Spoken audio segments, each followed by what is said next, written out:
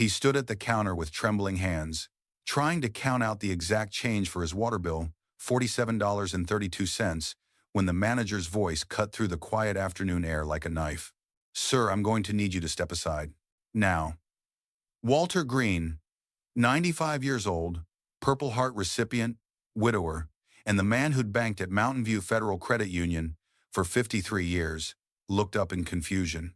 His arthritic fingers had scattered coins across the marble counter, and he was struggling to gather them back up. "I'm sorry, I just need a moment. My hands don't work like they used to." But the manager, a stern-faced woman named Patricia Vance, who'd been promoted 6 months ago and didn't know Walter from any other customer, it wasn't listening. She was staring at the stack of bills on the counter. All 20s, 12 of them, and her face had gone hard with suspicion. "Sir, where did you get that cash?" The question hung in the air like an accusation. And in the next 17 minutes, what happened in that small-town bank would expose something so ugly, so cruel, that it would make national headlines and force an entire community to ask themselves a question they'd been avoiding. At what point did we stop seeing our elders as people and start seeing them as problems to be managed? Walter had woken up that Tuesday morning, the same way he'd woken up every morning for the past 8 years alone. The bed beside him was empty, the pillow still smooth and untouched, because Helen had been gone since 2016. Stroke. Quick, the doctors had said. Painless, they'd promised. But there was nothing painless about being married for 67 years, and then suddenly eating breakfast by yourself in a house that was too quiet and too big and too full of memories. He'd made his coffee in the same chipped mug with "World's Best Grandpa," printed on the side, a gift from his granddaughter Emma back when she was 7. She was 32 now, living in Boston with a husband Walter had met exactly once at the wedding 3 years ago. They talked on Christmas, sometimes on his birthday, if she remembered. Walter didn't blame her. Young people were busy. Dunale, that's just how life worked.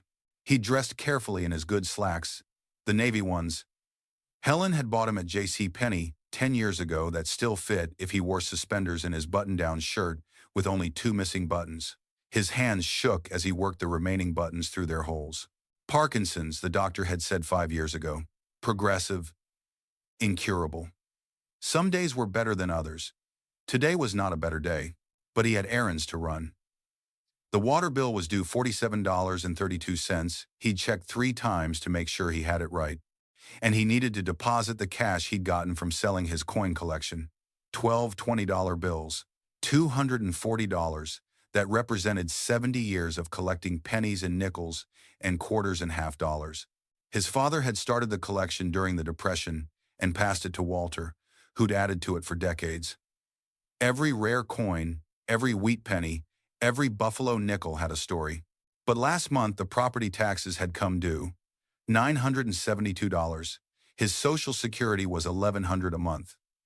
After the mortgage, yes, he still had a mortgage at 95 because he'd refinanced 15 years ago to pay for Helen's cancer treatments and utilities and medications.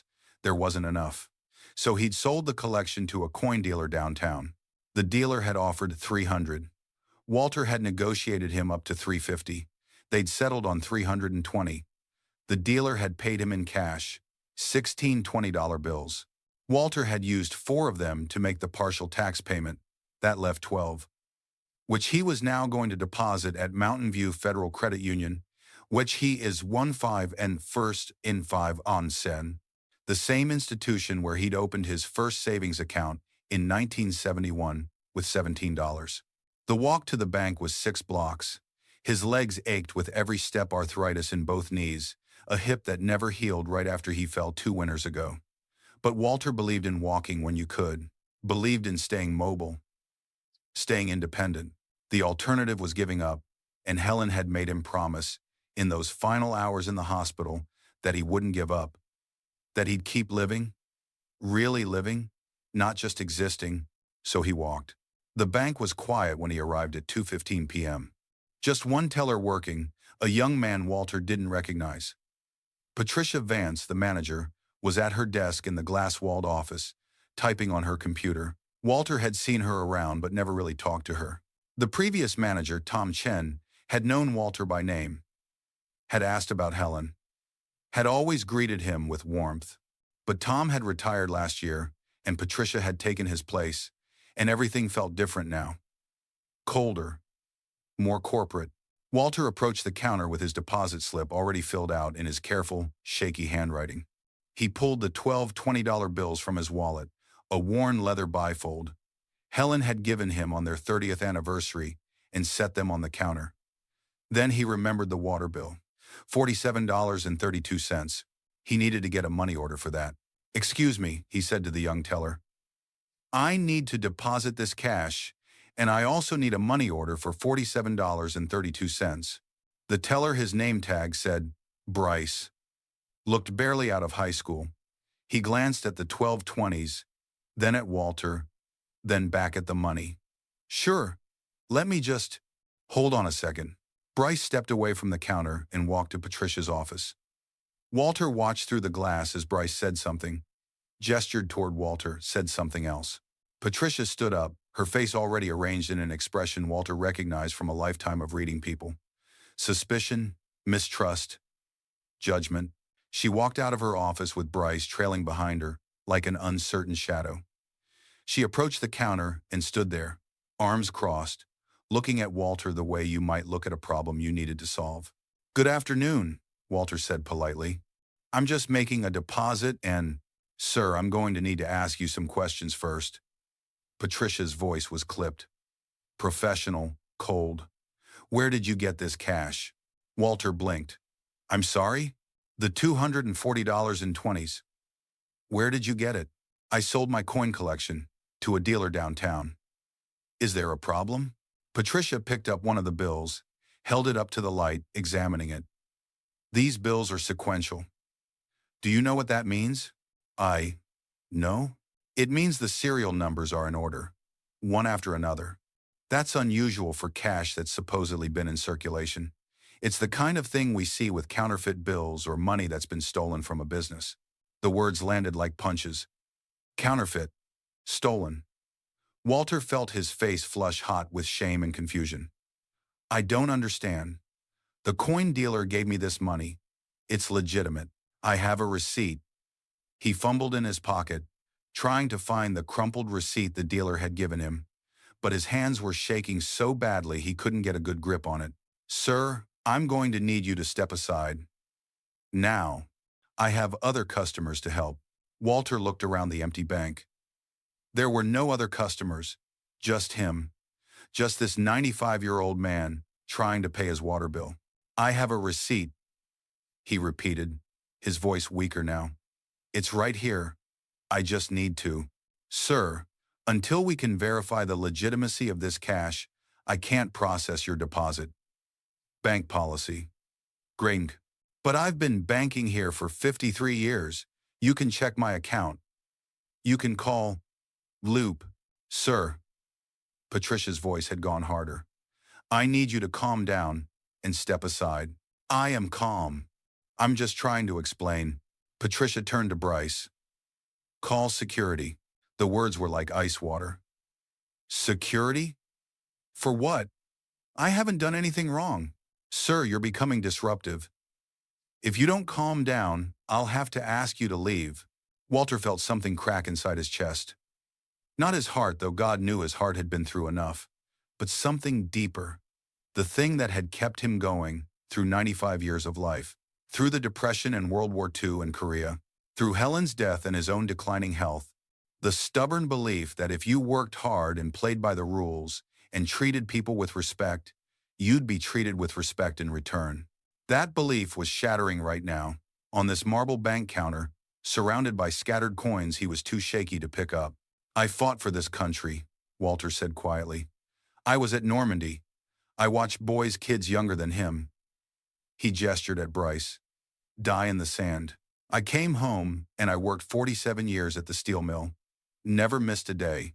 Never caused trouble. I've banked here for half a century. And you're treating me like a criminal because my hands shake too much to count change quickly?" Patricia's expression didn't change. "Sir, this isn't personal. It's policy. Sequential bills are a red flag. I'm just doing my job. Your job is to serve your customers. I am a customer, and I'm trying to protect this institution and its members from fraud. A door had opened somewhere behind Walter. He turned and saw a security guard walking toward them. Not a real cop, just a kid in a uniform with a radio on his belt. Couldn't have been more than 25. The guard looked uncomfortable, like he didn't want to be part of whatever this was. Everything okay here, Miss Vance? This gentleman is being disruptive. I need him to leave the premises until we can sort this situation out. Walter turned back to Patricia, and for the first time in 8 years, he felt tears prick his eyes. Not from sadness, from rage, from humiliation, from the crushing unfairness of being 95 and invisible and dismissed. I need to pay my water bill, he said, his voice breaking. That's all. I just need to pay my bill. If they shut off my water, I can't manage. I don't have anyone to help me. My wife is gone. My daughter lives in California. My granddaughter doesn't call. This bill is due today. I just need $47.32, please. Patricia's face remained impassive. I'm sorry, sir, but don't call me sir like you respect me when you clearly don't. The outburst startled everyone, including Walter. He wasn't a yeller.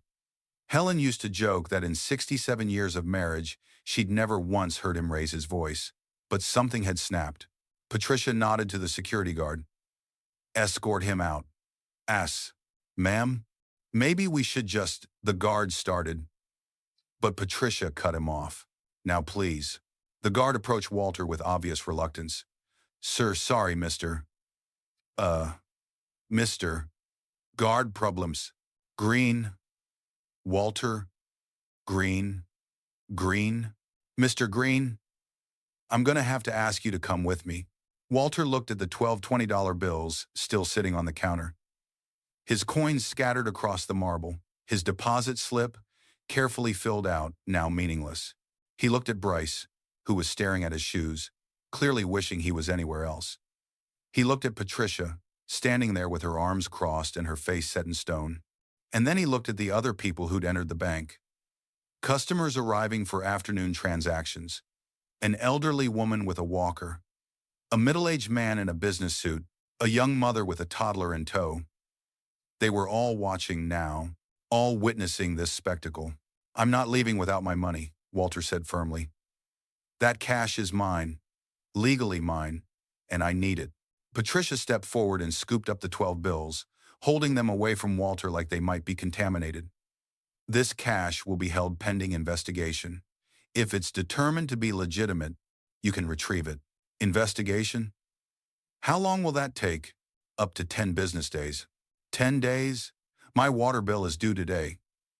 I told you that. That's not my concern, sir. The words were like a slap.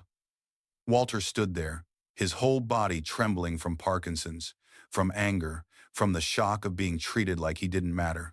Like his 53 years as a customer meant nothing. Like his 95 years on this earth counted for nothing at all. The security guard touched his elbow gently. Mr. Greene, please, let's just step outside and... No. Walter jerked his arm away. No, I'm not leaving. Not until someone listens to me. Not until someone treats me like a human being instead of... His voice broke. And then something worse happened. His legs gave out. It happened fast. One moment Walter was standing, and the next his knees buckled and he was falling.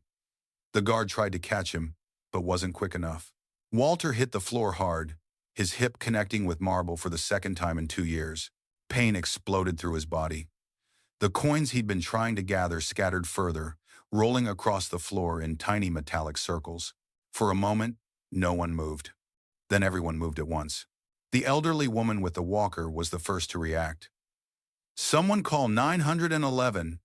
This man needs help. The mother set her toddler down and rushed over.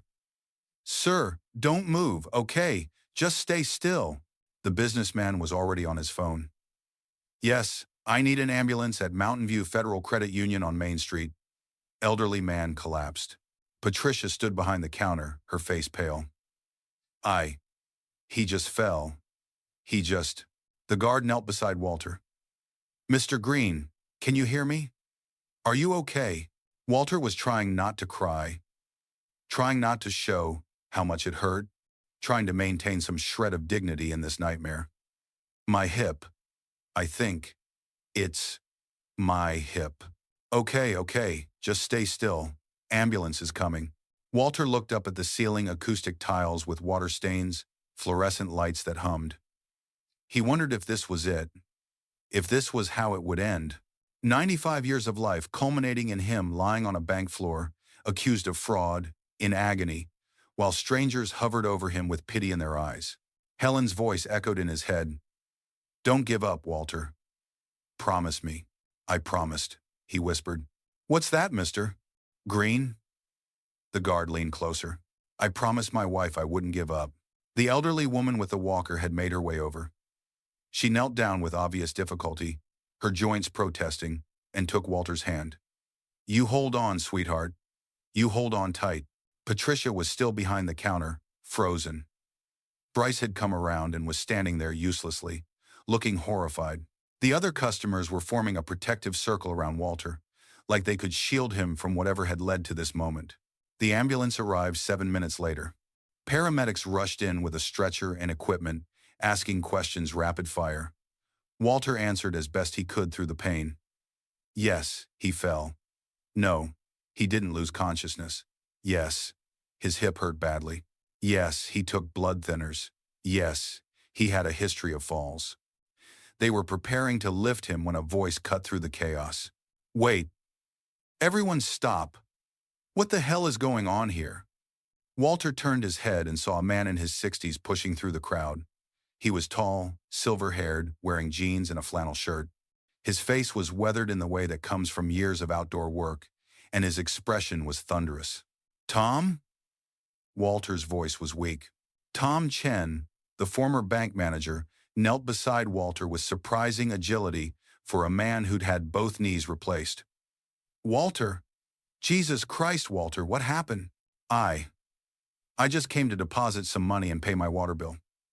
But he gestured weakly toward Patricia. She said the cash looked suspicious, said I had to leave. I tried to explain, but she wouldn't listen. And then I fell. Tom's face went from concerned to furious. He stood up slowly and turned to face Patricia.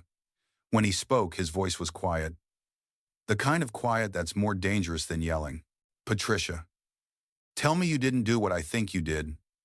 Patricia had recovered some of her composure. Tom, you're not the manager anymore. This doesn't concern you. The hell it doesn't.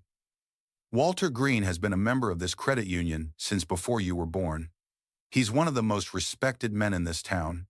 And you accused him of fraud? I followed protocol.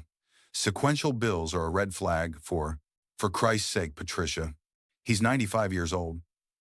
You could have asked him one or two simple questions. You could have looked at his account history. You could have treated him with a basic shred of human decency instead of humiliating him in front of everyone. I was doing my job. Your job is to serve this community. This man is this community. Tom was fully yelling now, his face red. Do you have any idea who Walter Greene is? Do you know anything about him? Patricia's jaw tightened. That's not relevant. He landed at Normandy on D-Day.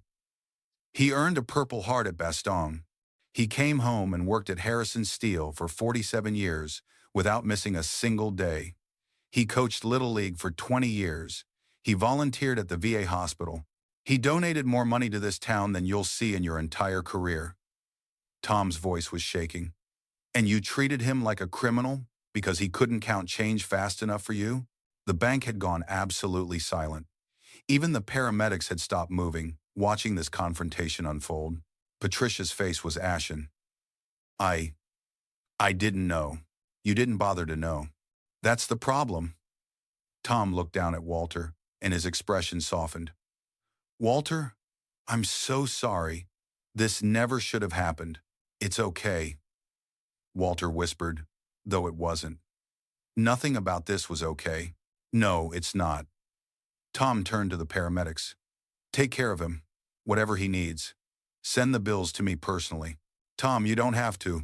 I want to, please. They loaded Walter onto the stretcher. As they wheeled him toward the door, Tom walked alongside, holding Walter's hand. I'm going to fix this. I promise. And your water bill, don't worry about it. I'll take care of it. I can pay my own bills, Walter said, with as much dignity as he could muster while lying on a stretcher. I know you can. But you shouldn't have to after what just happened. Let me do this. For Helen. At the mention of his wife's name, Walter's eyes filled with tears. Tom had known Helen. Had loved Helen. Everyone had loved Helen. She'd been the kind of woman who made the world softer just by being in it. Okay, Walter whispered. Thank you. They loaded him into the ambulance. The elderly woman with the walker was crying. The mother was holding her toddler tight, looking shaken. The businessman was on his phone again, but this time Walter heard him say, "Absolutely disgraceful. Posting about this right now." As the ambulance doors closed, the last thing Walter saw was Tom Chen walking back into the bank with a look on his face that promised consequences. At County General Hospital, they x-rayed Walter's hip and determined it wasn't broken, just badly bruised. They gave him pain medication, wrapped him in warm blankets, and a kind nurse named Rosa stayed with him, holding his hand and telling him stories about her own grandfather, who'd also served in World War II. He was at Iwo Jima, she said softly. He never talked about it much. But I know what you men went through, what you sacrificed, and I'm so sorry someone treated you that way. Walter dozed off eventually, the pain meds pulling him under. He dreamed of Helen, dreamed of her standing in their kitchen in the house on Elm Street, sunlight streaming through the windows, her hands covered in flour from making bread. She turned and smiled at him, and in the dream she said, "You're okay, Walter. You're going to be okay." When he woke up 3 hours later, Tom Chen was sitting in the chair beside his bed. "Hey," Tom said gently. "How you feeling?" "Like I got hit by a truck." Walter managed a weak smile. "But I've felt worse." "I bet you have." Tom leaned forward. "Walter, I need to tell you what happened after you left." "You don't have to." "I want to." "You deserve to know." Tom took a breath. "I went back into that bank, and I tore Patricia Vance apart. In front of everyone, told her exactly what I thought of her, and her protocols, and her complete lack of human compassion. Then I called the credit union's board of directors. I still know all of them, and I told them what happened. Every detail. Within an hour, Patricia was suspended pending investigation." Walter's eyes widened. "Tom."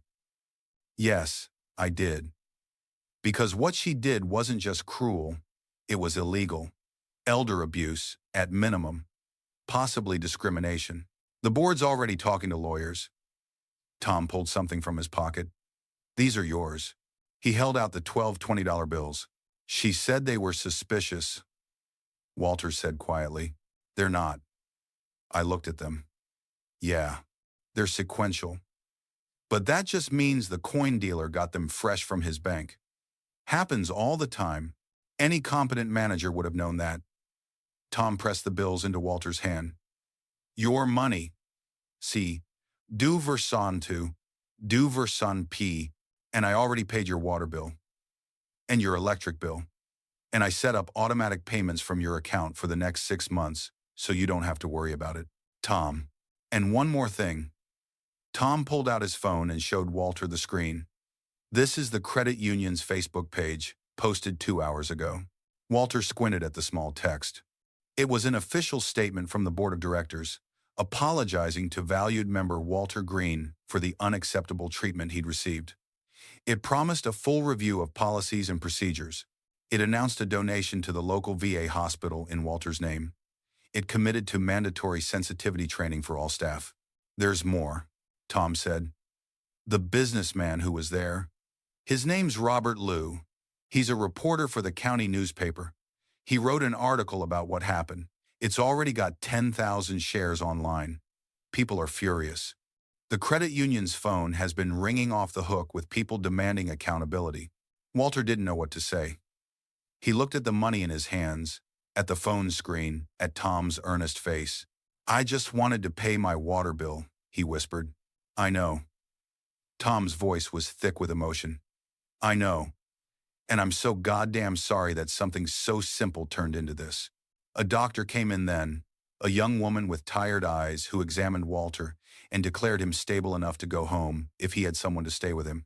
Tom immediately volunteered. I'm staying with you tonight. No arguments. I don't need. Helen would kill me if I left you alone, and I'm more scared of her than I am of you. Despite everything, Walter laughed. Because it was true. Helen had been tiny but fierce, and even from beyond the grave she kept them all in line. They released Walter 4 hours later with prescriptions for pain medication and strict instructions to follow up with his primary care doctor. Tom drove him home in his pickup truck, helped him up the front steps, got him settled in his recliner with a glass of water and the remote control. I'm making dinner, Tom announced. You like spaghetti? Tom, you don't have to. Helen's recipe. I remember she made it for us once when Patricia, my wife Patricia, not that nightmare from the bank, was sick. Best spaghetti I ever had. Walter felt tears prick his eyes again. She'd be so mad at me for causing all this trouble. You didn't cause anything. You were a customer trying to conduct business. Patricia Vance caused this by forgetting the most basic rule of customer service. Treat people like people. While Tom cooked, Walter sat in his recliner and thought about the day, about how quickly everything had gone wrong, about how helpless he'd felt lying on that floor, about how terrifying it was to realize that all his years, all his service, all his dignity could be dismissed so easily by someone who didn't know him and didn't care to. But he also thought about the elderly woman who'd held his hand, about the mother who'd rushed to help, about the businessman who'd called 911 and then told the story, about Tom, who'd been retired for a year but had come back to fight for him, about Rosa, the nurse who'd treated him like he mattered. Maybe the world wasn't completely broken after all. Maybe there were still good people. Maybe you just had to survive long enough to find them. Tom brought him spaghetti on a TV tray, and they ate together in comfortable silence, watching Jeopardy the way Walter used to do with Helen. When Walter's eyes started drooping, Tom helped him to bed, made sure he had his medications within reach, left a glass of water on the nightstand. I'll be on the couch if you need anything, Tom said. Anything at all. You just holler. Tom? Yeah? Thank you for everything, for seeing me when she didn't. Tom's eyes got shiny. Walter, you're impossible to miss. Anyone who doesn't see you isn't looking.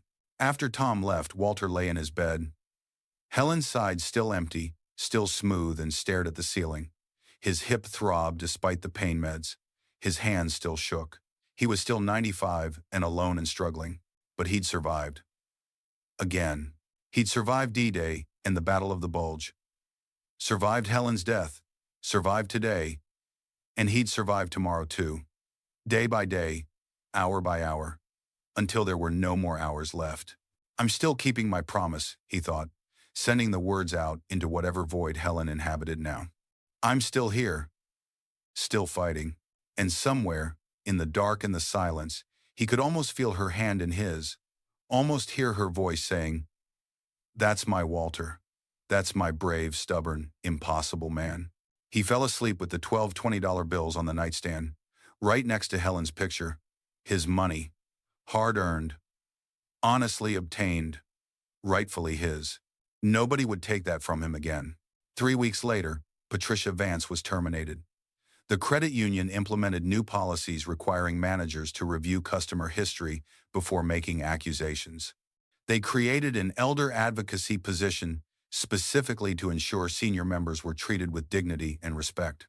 They offered Walter a formal apology and a settlement he accepted only after Tom convinced him it wasn't charity, it was accountability. The coin dealer who'd sold Walter the collection read the article and felt terrible. He drove to Walter's house with an additional $100, saying he'd undervalued the collection and wanted to make it right. Walter invited him in for coffee, and they talked for 2 hours about rare coins and World War II and what it meant to be old in a world that didn't seem to want you anymore. Emma, his granddaughter in Boston, called crying. She'd seen the article shared by a friend of a friend. "Grandpa, I'm so sorry. I should have been there. I should have been calling more, visiting more. I've been a terrible granddaughter." Walter told her the same thing he'd told everyone else who apologized. "You didn't do anything wrong. Life gets busy. I understand.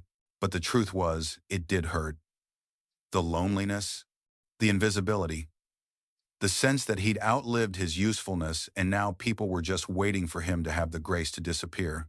Still, he kept going, kept walking his 6 blocks even though his hip hurt, kept paying his bills, kept his promise to Helen.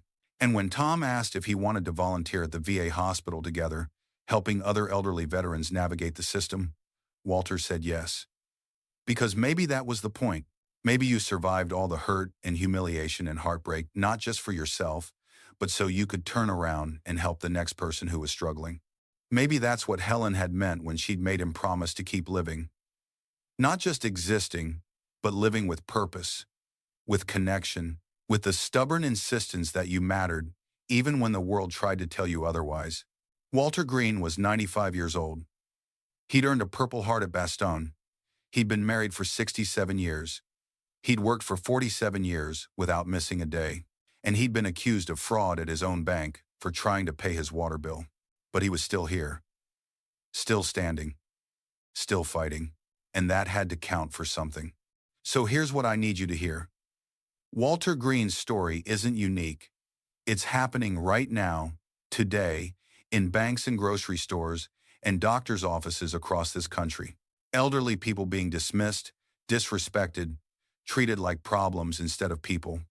And most of the time, there's no Tom Chen to fight for them, no reporter to tell their story, no happy ending. They just disappear into the cracks. When was the last time you really looked at an elderly person? Not just saw them, but looked? Saw the person they used to be underneath the wrinkles and the trembling hands? Saw the lives they lived, the battles they fought, the dignity they deserve? Drop a comment and tell me, what's one thing you're going to do differently after hearing Walter's story? Are you going to be more patient with the elderly cashier who's moving too slow? More understanding with your aging parent who keeps repeating the same story? More willing to speak up when you see someone being dismissed? Because change doesn't happen in grand gestures. It happens in small moments, in choosing kindness over convenience, in seeing people really seeing them and treating them like they matter. Hit subscribe if Walter's story moved you. Share it with someone who needs to remember that every elderly person was once young, once strong, once someone's whole world, and they still are. They're just waiting for someone to notice. Let's be the people who notice. Let's be the ones who speak up. Let's make sure no Walter Greene ever has to lie on a bank floor wondering if the world forgot he existed. They haven't been forgotten. We see them, and we're going to do better.